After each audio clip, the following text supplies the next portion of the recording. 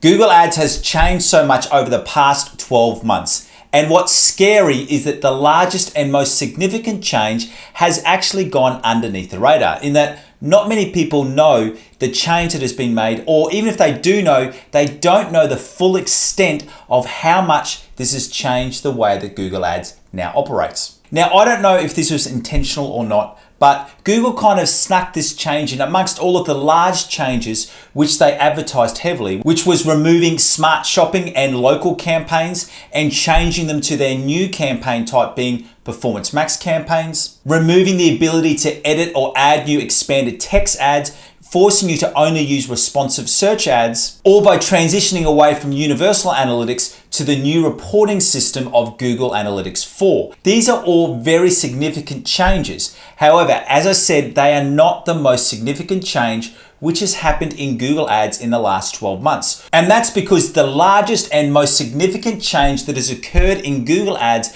has been that they have changed the way that their keyword targeting works. So in this video, I want to give you an overview of what that change is and also show you some real life examples of how much this has changed your Google Ads campaigns. We're then going to discuss which keyword match types you should be using for your campaign. And then finally, I'm going to take you through the strategy and the structure updates that you need to be doing with your Google Ads search campaigns right now. My name is Aaron Young from Define Digital Academy, and I'm your 15,000 hour Google Ads Master. Now, with all of these significant changes that have been happening on the Google Ads platform over the past 12 months, the good news that I can report is that the core underlying strategy that you need for success in Google Ads hasn't changed. And what I mean by that, if you have a regular optimization schedule, so you know exactly what you need to be optimizing in your Google Ads account every 72 hours, every week, every month, and every 90 days, you are still well placed for success with your Google Ads campaigns. And to help you with this so that you know exactly what you need to be optimizing every time you jump into your Google Ads account, I want to give you my free Google Ads optimization checklist, and you can grab that right now. All you need to do, follow that link in the description. But right now, let's get into today's teaching. Now, as a quick reminder, if you're not aware of the change that Google Ads has made to its match types, so it's broad match, phrase match, and exact match, is that Google now doesn't just target the keywords that you enter, especially for those keywords that you enter for your phrase match and your exact match keywords, because now Google actually assigns a meaning to those keywords, meaning that your exact match keywords are no longer just targeting the exact keywords that you asked Google to target. I get it, it's a bit confusing. So to remove any confusion, let's go and have a look right now what Google explains the changes, but then I want to take you into a real life account to show you that this is actually more significant than what Google is letting us know. Right here is the explanation that Google gave when it started notifying people that they were updating their keyword match types.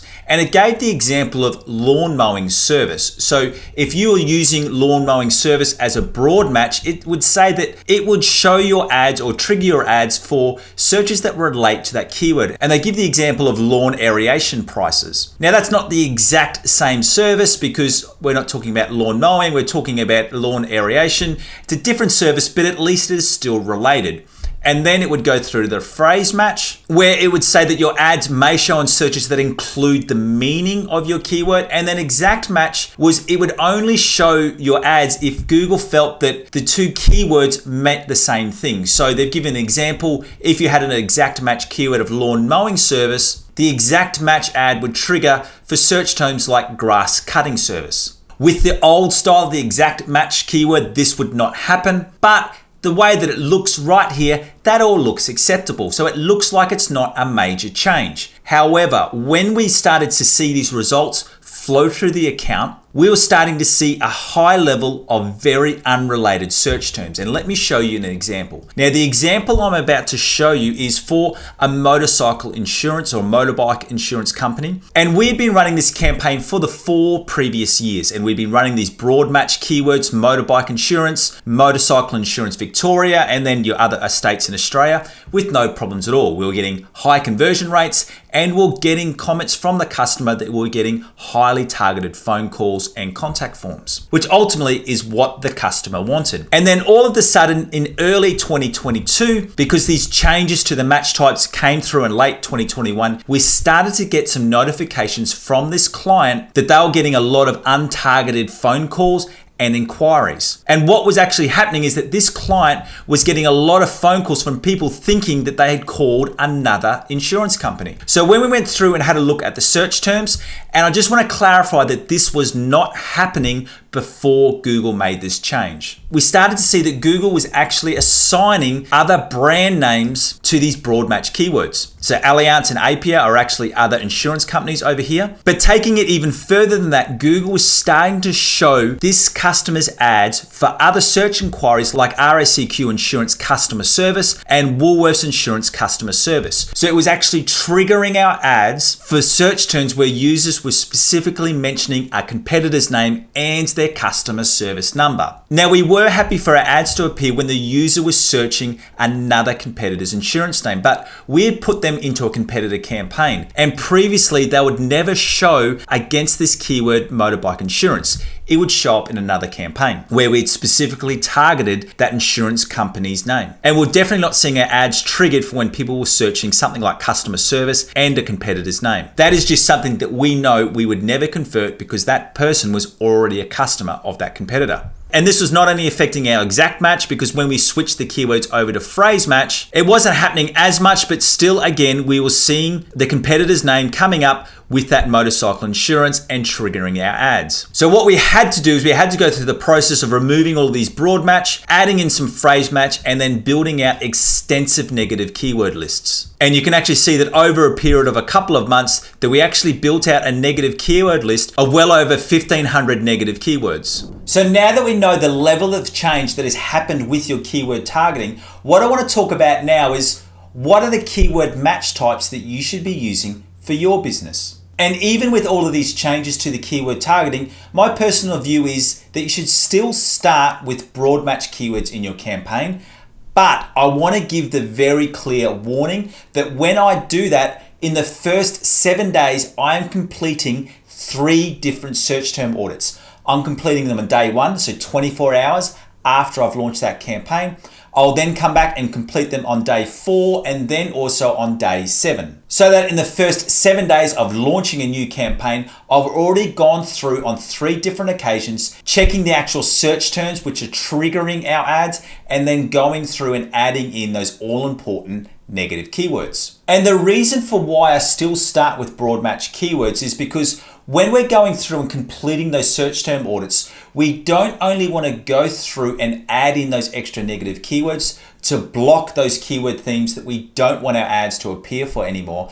I'm also going through and seeing what are some keyword themes that our ads are converting for. And what we're especially looking for here is keywords which have a high click-through ratio and a high conversion rate. And then what ends up happening in my ad groups is I have a collection of high converting phrase match and exact match keywords combined with a couple of broad match keywords so that I can continue to look out for new potential keyword themes that I can add to my Google Ads account. And another benefit of this strategy is that when you've got broad match keywords operating with exact match and a phrase match keywords in your ad groups is that you can potentially still find some high converting keywords that might even be at a lower cost. So a lower CPC than what you're seeing with your current exact match and phrase match keywords. But then you do know that if someone searches an exact match keyword, your account is ready to bid and potentially even bid higher on that search term. And you're happy for this to happen because you know that that keyword has high click-through ratios and high conversion rates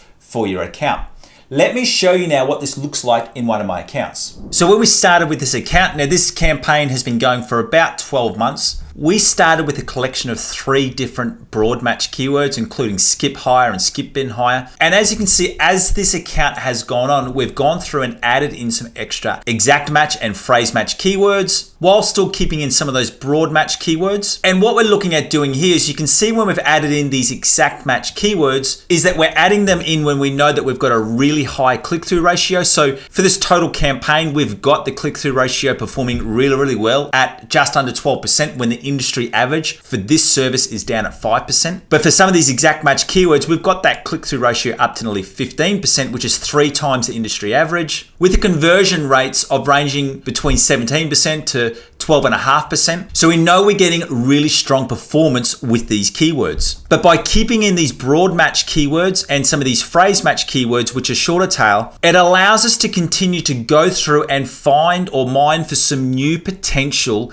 keywords that we can add. So you can see when this one came through, skip bin hire Brisbane, we added that as an exact match. But then what we would also do is we continue to review that average CPC, and we look to find for any keywords which have a really high CPC, and we're adding them as an excluded keyword. So now that I've shown you a real life example of what this means for your account, in that, remember that first motorcycle insurance account that I took you through, in that we were seeing that with this new keyword matching type that Google had introduced, it was even showing our ads for competitors, as well as when people were searching for the competitor name plus their customer service or their phone number. So a really strong intent that people weren't looking for motorcycle insurance, as what they were looking for and what their searcher intent was about was to find the customer service number for a company that they were already a member of. So we were very, very unlikely to get any conversions from that ad. And in fact, remember, as I said, our customer was actually getting complaints from people ringing up thinking that they had reached that competitor's insurance company customer service. And then I just took you through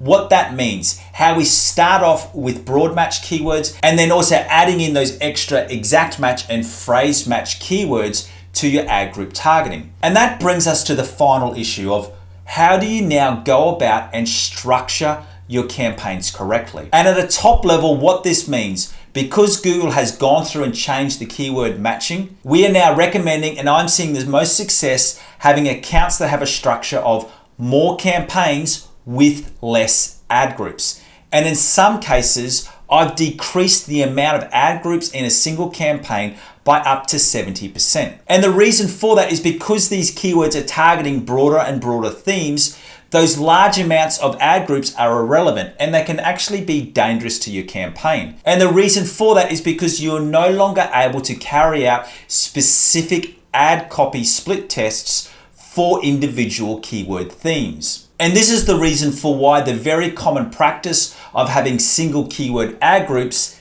just doesn't work anymore.